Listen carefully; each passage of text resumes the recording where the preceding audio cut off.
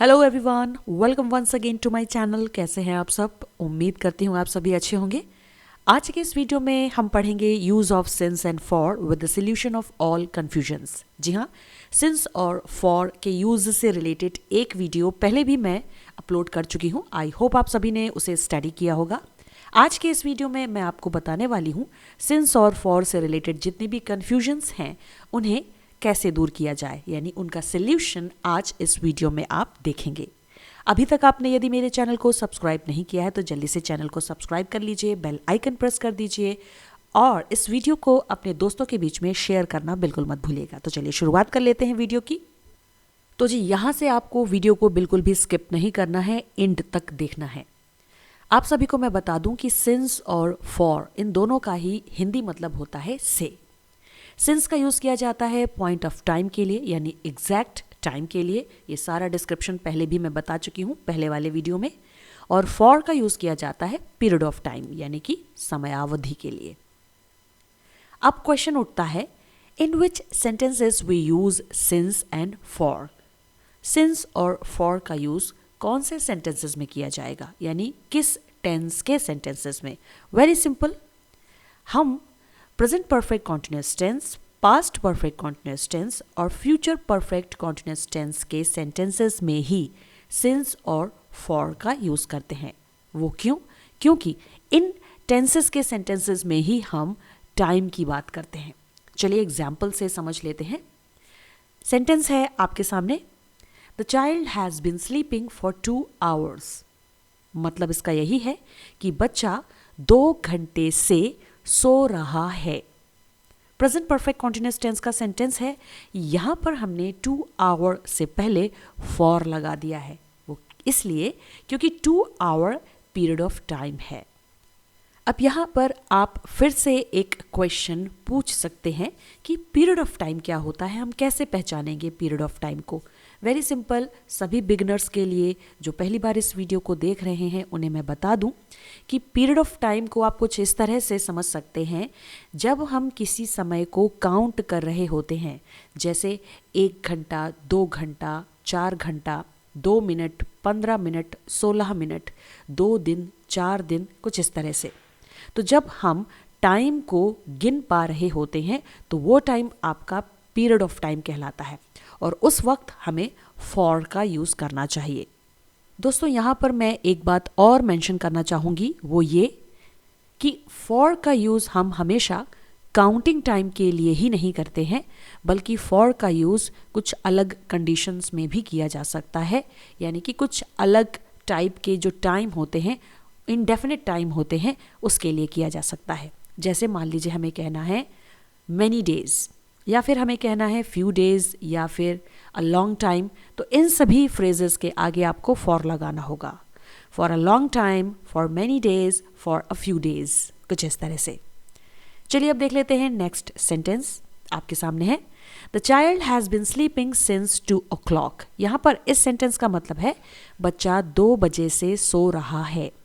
Sentence लगभग same है, बस यहाँ पर सिंस और टाइम को चेंज कर दिया गया है।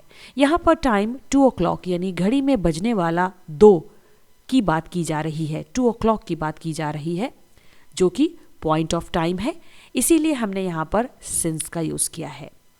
Now again the question is, what is point of time?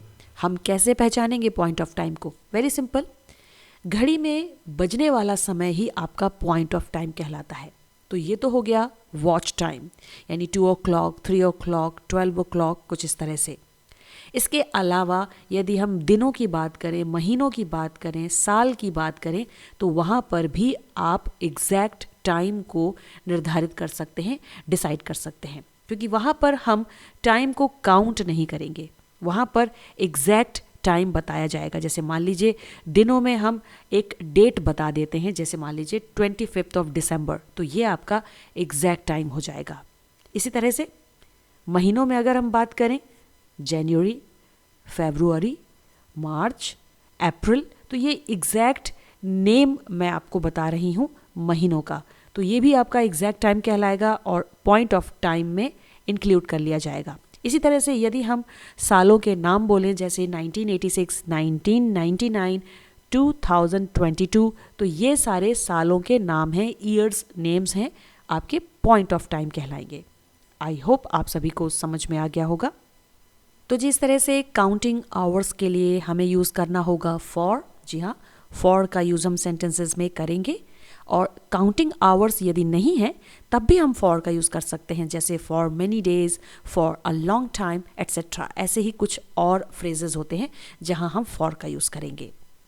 इसके अलावा वॉच आवर्स यानी घड़ी में बजने वाले समय के लिए हमें यूज़ करना होगा सिंस। तो जब हम घंटों की बात करते हैं तब हम सिंस का यूज़ करेंगे।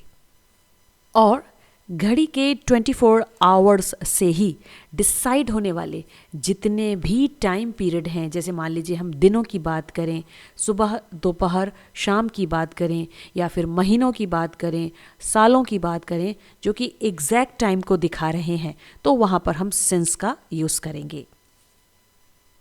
तो चलिए दोस्तों, कुछ एग्जाम्पल्स के साथ सीख लेते हैं फॉर और सिंस का यूज़ और मिटाते हैं सारी कन्फ्यूजन्स। जैसा कि स्क्रीन पर आप देख पा रहे हैं, 2 घंटे से, ये एक टाइम है, जी हाँ, टाइम पीरियड है, क्योंकि यहाँ पर हम काउंटिंग आवर्स की बात कर रहे हैं, तो इसके लिए हम यूज़ करेंगे फॉर 2 आवर्स। इसके बाद है 4 साल से, तो 4 साल से के लिए हम यूज़ करेंगे फॉर 4 ईयर्स। 3 दिन से फॉर 3 डेज। 15 मिनट से फॉर 15 मिनट्स। तो इस तरह से यहाँ पर जो टाइम हम बात कर रहे हैं, जिस टाइम की हम बात कर रहे हैं, वो टाइम हम काउंट कर सकते हैं। जैसे घंटों को हम काउंट कर सकते हैं, ईयर्स को हम काउंट कर सकते हैं, डेज और मिनट्स को भी हम काउंट कर सकते हैं। तो इस तरह से काउंटिंग आवर्स के लिए आपको फॉर यूज़ करना होगा। चलिए एग्जाम्पल्स में सेंटेंस देख लेते हैं। पहला सेंटेंस आपके सामने, she will have been studying for 2 hours. इसका मतलब है कि वह 2 घंटे से स्टडी यानी कि अध्ययन कर रही होगी। सेंटेंस आपको पहचानना होगा किस टेंस का है। ये सेंटेंस है फ्यूचर परफेक्ट कॉन्टिन्यूअस टेंस का सेंटेंस, और परफेक्ट कॉन्टिन्यूअस टेंस के सेंटेंसेस में ही हम फॉर और सिंस का यूज़ करते हैं। काल यानी कि समय कोई भी हो सकता है, प्रेजेंट, पास्ट, फ्यूचर। तो यहाँ पर फ्यूचर का टाइम है। तो जी यहाँ पर 2 आवर्स काउंटिंग आवर्स यूज़ किए गए हैं। जैसे कि मान लीजिए 2 आवर्स है, 3 आवर्स, 24 आवर्स या फिर 100 आवर्स। कितने भी, जब आप काउंटिंग में बात करेंगे, जब आप गिनती में बात करेंगे घंटों की, तो वहाँ पर आपको फॉर लगाना होगा। तो जी यहाँ पर हमने फॉर का यूज़ कर दिया है, for 2 hours. Next sentence, my brother has been living in Delhi for 4 years. इस सेंटेंस का मतलब है मेरा भाई 4 साल से दिल्ली में रह रहा है। सेंटेंस आपका प्रेजेंट परफेक्ट कॉन्टिन्यूअस टेंस का सेंटेंस है, क्योंकि इसमें यूज हुई है हेल्पिंग वर्ब हैज़ बीन और आईएनजी फॉर्म के साथ। आईएनजी फॉर्म को प्रेजेंट पार्टिसिपल फॉर्म भी कहते हैं, जो कि वर्ब की फॉर्म होती है। ठीक है, अब यहाँ पर हम बात कर रहे हैं ईयर्स की। ईयर्स कितने ईयर्स? 4 ईयर्स काउंट कर सकते हैं, है ना, 1 2 3 4 ईयर्स। तो इस तरह से 4 ईयर्स के आगे हम लगा देंगे फॉर, FOR वाला फॉर। देखते हैं next sentence, the police had been searching the thieves for 3 days। और यहाँ पर इस सेंटेंस का मतलब है कि पुलिस 3 दिन से चोरों को ढूंढ रही थी। अब आप बताएंगे मुझे कमेंट बॉक्स में कि ये सेंटेंस किस टेंस का है। ठीक है, इस सेंटेंस में यूज की गई है हैड बीन हेल्पिंग वर्ब, और सर्चिंग ये वर्ब है जिसमें आईएनजी फॉर्म लगी हुई है। अब इस सेंटेंस में भी हमने काउंटिंग टाइम की ही बात की है। जी हाँ, 3 days यानी हम काउंट कर रहे हैं, दिनों को हम काउंट कर रहे हैं, 1 2 3 इस तरह से। तो 3 days आने पर हमने यहाँ पर लगा दिया है फॉर को। तो जी मैं उम्मीद करती हूँ आप सभी से कि आपको ये सेंटेंसेस समझ में आ रहे होंगे किस तरह से हम फॉर का यूज़ करते हैं जब सेंटेंस में काउंटिंग आवर्स की बात की जाती है। काउंटिंग आवर्स भी हो सकते हैं ईयर्स, डेज, मिनट्स, इस तरह से। ठीक है, आइए एक और सेंटेंस देख लेते हैं एग्जाम्पल्स में। तो सेंटेंस आपके सामने है, ध्यान से देखिए। He has been watching cartoon on TV for 15 minutes। इस सेंटेंस का मतलब है कि वह 15 मिनट से टीवी पर कार्टून देख रहा है। सेंटेंस है आपका प्रेजेंट परफेक्ट कॉन्टिन्यूअस टेंस का। आइडेंटिफाई कैसे किया? Very simple, has been helping verb लगी हुई है और वॉचिंग यहाँ पर वर्ब है जिसमें आईएनजी फॉर्म लगी हुई है, जिसे प्रेजेंट पार्टिसिपल फॉर्म भी कहा जाता है। तो जी यहाँ पर फिर से हम बात कर रहे हैं टाइम की। जी हाँ, टाइम यहाँ पर एग्जैक्ट बिल्कुल नहीं है, यहाँ पर टाइम को हम काउंट कर रहे हैं। अब ये जो टाइम अभी तक मैंने आपको बताया है, ये सारे टाइम आपके इनडेफिनिट टाइम कहलाते हैं, यानी कि ये एग्जैक्ट टाइम नहीं है, इसीलिए इन्हें हम काउंटिंग टाइम बोल रहे हैं, क्योंकि इसमें हम काउंट कर सकते हैं। ठीक है, एग्जैक्ट टाइम नहीं बता सकते हैं। तो जी यहाँ पर 15 मिनट्स के आगे हमने लगा दिया है फॉर, क्योंकि मिनट्स भी हम काउंट कर सकते हैं 1 2 3 4 5 13 14 15 कुछ इस तरह से। दोस्तों, आवर्स, ईयर्स, डेज और मिनट्स के अलावा कुछ ऐसे फ्रेजेस भी होते हैं जहां पर हम फॉर का यूज़ करते हैं। जैसे मान लीजिए हमें बोलना है मैनी डेज या फिर बोलना है अ लॉन्ग टाइम, तो इस तरह से इन फ्रेजेस के आगे भी हमें फॉर ही लगाना होगा, क्योंकि ये सभी फ्रेजेस भी इनडेफिनिट टाइम को ही शो करते हैं। चलिए अब मैं आपको बताती हूँ सिंस के बारे में कि किस तरह से हम सिंस का यूज़ करेंगे। आइए नेक्स्ट स्लाइड की तरफ बढ़ते हैं और देखते हैं सिंस का यूज़। यहाँ पर कुछ फ्रेजेस लिखे हुए हैं हिंदी में। 2 बजे से, अब यहाँ पर 2 बजे से ये एक घड़ी में बजने वाला समय है, तो से के लिए यहाँ पर हम लगाएंगे सिंस। तो 2 बजे से के लिए हम लिखेंगे सिंस 2 o'clock। 1986 से, इसके लिए हम यूज़ करेंगे सिंस 1986। सुबह से यदि हमें कहना है तो यूज़ किया जाएगा सिंस मॉर्निंग। शाम से सिंस इवनिंग। दोपहर से सिंस आफ्टरनून। और बचपन से के लिए यूज़ किया जाता है सिंस चाइल्डहुड।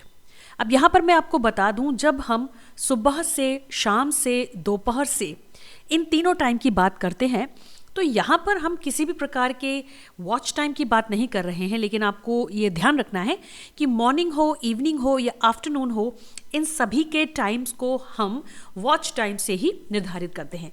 प्राचीन समय में आप सभी को मालूम होगा कि सुबह, दोपहर, शाम ये दिन के पहर माने जाते थे, और सूरज की किरणों के अकॉर्डिंग, मतलब सूरज की किरणों के हिसाब से जो भी उसकी स्थिति होती थी, उससे ये टाइम निर्धारित कर लिए जाते थे। तो जी यहाँ पर आपको बिल्कुल कंफ्यूज नहीं होना है कि मॉर्निंग, इवनिंग, आफ्टरनून कैसे वॉच टाइम हो सकता है और इसे हम कैसे रख सकते हैं आपके एग्जैक्ट टाइम में। तो जी ये एग्जैक्ट टाइम में ही काउंट किया जाएगा, यानी कि पॉइंट ऑफ टाइम, क्योंकि हम इन्हें घड़ी की सुइयों के अकॉर्डिंग ही निर्धारित कर लेते हैं। तो जी मॉर्निंग, इवनिंग, आफ्टरनून के लिए हमें सिंस यूज़ करना होगा सेंटेंसेस में। इसके बाद हम बात करते हैं ह्यूमन कंडीशन की। ह्यूमन कंडीशंस होती हैं बचपन, बुढ़ापा, जवानी, तो इन सारी चीज़ों के लिए भी, यानी इन सारी अवस्थाओं के लिए भी हमें सिंस यूज़ करना होगा। तो जी इस तरह से ये जितने भी मैंने आपको टाइम्स बताए हैं, ये पॉइंट ऑफ टाइम में इंक्लूड किए जाएंगे और इनके लिए हम सिंस यूज़ करेंगे। आइए देख लेते हैं एग्जाम्पल्स में कुछ सेंटेंसेस। पहला सेंटेंस आपके सामने है, Kiran had been doing her work since 2 o'clock। दोस्तों यहाँ पर यह sentence past perfect continuous tense का सेंटेंस है। टेंस को पहचानना बहुत ज़रूरी होता है। हैड बीन लगा हुआ है, डूइंग वर्ब है जिसमें आईएनजी फॉर्म लगी हुई है वर्ब की। अब सेंटेंस में जो ध्यान देना है वो है आपका वॉच टाइम। आपको देखना है कि यहाँ पर वॉच टाइम है या फिर काउंटिंग आवर्स हैं या फिर काउंटिंग वाला टाइम है। जी हाँ, यहाँ पर वॉच टाइम है क्योंकि 2 बज रहे हैं घड़ी में। तो जब इस तरह से एग्जैक्ट टाइम की हम बात कर रहे होते हैं, घड़ी में बजने वाले समय की बात कर रहे होते हैं, तो वहाँ पर उससे पहले सिंस लगाया जाता है। ठीक है, तो हमने यहाँ पर सिंस लगा दिया है। देखते हैं next sentence. Sohan has been studying in this college since 1986। Sentence का मतलब है सोहन 1986 से इसी कॉलेज में पढ़ रहा है। तो जी ये सेंटेंस है प्रेजेंट परफेक्ट कॉन्टिन्यूअस टेंस का। हैज़ बीन लगा हुआ है, स्टडिंग वर्ब है आईएनजी फॉर्म के साथ। यहाँ पर हम बात कर रहे हैं 1986 साल के नाम की। जी हाँ, ईयर्स नेम है ये, और ईयर्स नेम हमेशा एग्जैक्ट टाइम को ही शो करता है, डेफिनेट टाइम को ही शो करता है, क्योंकि हमें पता है कि हम किस साल की बात कर रहे हैं। यहाँ पर हम 1986 की बात कर रहे हैं। हम ये नहीं कह रहे हैं कि 2 साल हो गए हैं, 4 साल हो गए हैं, 4 साल से पढ़ रहा है या 5 साल से पढ़ रहा है, तो वो आपका काउंटिंग टाइम हो जाएगा। और 1986 ये एग्जैक्ट टाइम है। तो इसलिए 1986 हो या फिर 2022 या फिर कोई और नाम साल का, आपको उसके आगे सिंस ही लगाना होगा। इस सेंटेंस में भी हमने सिंस का यूज़ कर लिया है। तो जी होना नहीं है परेशान, देना है थोड़ा सा ध्यान, तो आपको सब कुछ समझ में आ जाएगा। चलिए अब हम बात कर लेते हैं नेक्स्ट सेंटेंस की। तो नेक्स्ट सेंटेंस आपके सामने है, she had not been reading book since morning. इस सेंटेंस का मतलब है कि वह सुबह से किताब नहीं पढ़ रही थी। तो जी इस सेंटेंस में हैड बीन हेल्पिंग वर्ब लगी हुई है नॉट के साथ, तो इसलिए सेंटेंस तो आपका नेगेटिव है, लेकिन टेंस जो यूज किया गया है वो है पास्ट परफेक्ट कॉन्टिन्यूअस का। हैड बीन लगा हुआ है हेल्पिंग वर्ब, रीडिंग यहाँ पर वर्ब है आईएनजी फॉर्म के साथ। अब हमें ध्यान देना होगा टाइमिंग पर। मॉर्निंग यहाँ पर लिखा हुआ है, मॉर्निंग को मैं बता चुकी हूँ कि एग्जैक्ट टाइम यानी कि पॉइंट ऑफ टाइम में इंक्लूड किया जाता है, इसीलिए मॉर्निंग से पहले हमने यहाँ पर लगा दिया है सिंस मॉर्निंग। उम्मीद करती हूँ दोस्तों आप सभी को एग्जाम्पल्स समझ में आ रहे होंगे और आपकी कंफ्यूजन्स दूर हो रही होंगी किस तरह से हम सिंस का यूज करते हैं सेंटेंसेस में। चलिए इस स्लाइड में देख लेते हैं एक और सेंटेंस लास्ट में। आइए देख लेते हैं स्लाइड का लास्ट सेंटेंस जो कि आपके सामने है। He has been painting since childhood. इस सेंटेंस का मतलब है कि वह बचपन से पेंटिंग कर रहा है। अब सेंटेंस है प्रेजेंट परफेक्ट कॉन्टिन्यूअस टेंस का, क्योंकि यहां पर यूज की गई है has been helping verb painting के साथ। यहां पर पेंट के साथ आईएनजी फॉर्म लगी हुई है जिसे वर्ब की ही फॉर्म बोला जाता है। अब हम ध्यान देंगे टाइमिंग पर। क्या टाइमिंग यूज हुई है यहां पर? जी हाँ, यहाँ पर ह्यूमन कंडीशन को यूज किया गया है, यानी मानवीय अवस्थाओं को यूज किया गया है, चाइल्डहुड। तो जब भी इस तरह से अवस्थाओं का जिक्र किया जाता है सेंटेंसेस में तो हमें सिंस लगाना चाहिए। सिंस चाइल्डहुड, यहाँ पर हमने सिंस लगा दिया है। सो आई होप स्टूडेंट्स आप सभी को समझ में आ गया होगा कि सिंस को हम किस तरह से सेंटेंसेस में यूज करते हैं। चलिए अब बढ़ते हैं नेक्स्ट स्लाइड की तरफ और देखते हैं एक ऐसी कंफ्यूजन जो हमेशा ही स्टूडेंट्स के बीच में क्रिएट हो जाती है और उन्हें समझ में नहीं आता है कि यहाँ पर सिंस लगाया जाएगा कि फॉर लगाया जाएगा। कुछ सेंटेंसेस है आपके सामने, यहाँ पर हिंदी में मैंने लिखे हैं। पहला सेंटेंस है वह पिछले 2 घंटे से पढ़ाई कर रहा है। दूसरा सेंटेंस देख लेते हैं, वह पिछले 7 सालों से दिल्ली में रह रहा है। तीसरा सेंटेंस है पिछले 15 मिनट से वह बातें कर रहा है। अब क्या आप इन सेंटेंसेस में कुछ डिफरेंस देख पा रहे हैं? जी हाँ, यहां पर हम बात कर रहे हैं पिछले वर्ड की। पिछला वर्ड हमने यहां पर यूज किया है तीनों ही सेंटेंसेस में। चलिए इन्हें हम इंग्लिश में बनाते हैं। तो जी पहले वाले सेंटेंस की इंग्लिश है He has been studying since last 2 hours, यानी वह पिछले 2 घंटे से पढ़ाई कर रहा है। जब भी किसी सेंटेंस में पिछले वर्ड आ जाए, ठीक है, इंग्लिश में लास्ट वर्ड आ जाए, तो वहां पर हमें काउंटिंग आवर्स होने के बावजूद भी सिंस लगाना होगा, वहां पर हम फॉर नहीं लगाएंगे। सेंटेंस में आप देख पा रहे हैं हमने यहां पर सिंस लगाया हुआ है, उसके बाद लिखा है लास्ट 2 आवर्स। अब आपके दिमाग में ये क्वेश्चन रेज हो रहा होगा कि यहाँ पर आपने बताया था कि काउंटिंग आवर्स से पहले हमें फॉर लगाना चाहिए। जी हाँ, ऑब्वियसली काउंटिंग आवर्स से पहले हमें फॉर लगाना चाहिए, लेकिन यहाँ पर 2 आवर्स जो काउंटिंग वाले आपके घंटे हैं उससे पहले लास्ट आ गया है, और लास्ट वर्ड के आ जाने से हमें ये पता चलता है कि हम बात कर रहे हैं पॉइंट ऑफ टाइम की, क्योंकि लास्ट वर्ड के आने से टाइम के बीत जाने का पता चलता है, और टाइम जो बीत चुका है ऑब्वियसली वो पॉइंट ऑफ टाइम की तरफ ही इंडिकेट करेगा, और इसीलिए हम यहां पर सिंस का यूज करेंगे क्योंकि पॉइंट ऑफ टाइम का जिक्र किया जा रहा है। यहां पर फॉर बिल्कुल नहीं लगाया जाएगा। इसको आप कुछ इस तरह से समझिए, मान लीजिए घड़ी में बज रहा है 12, ठीक है, दिन के 12 बज रहे हैं और मैं एक सेंटेंस बोल रही हूं कि वह पिछले 2 घंटे से पढ़ाई कर रहा है, ठीक है।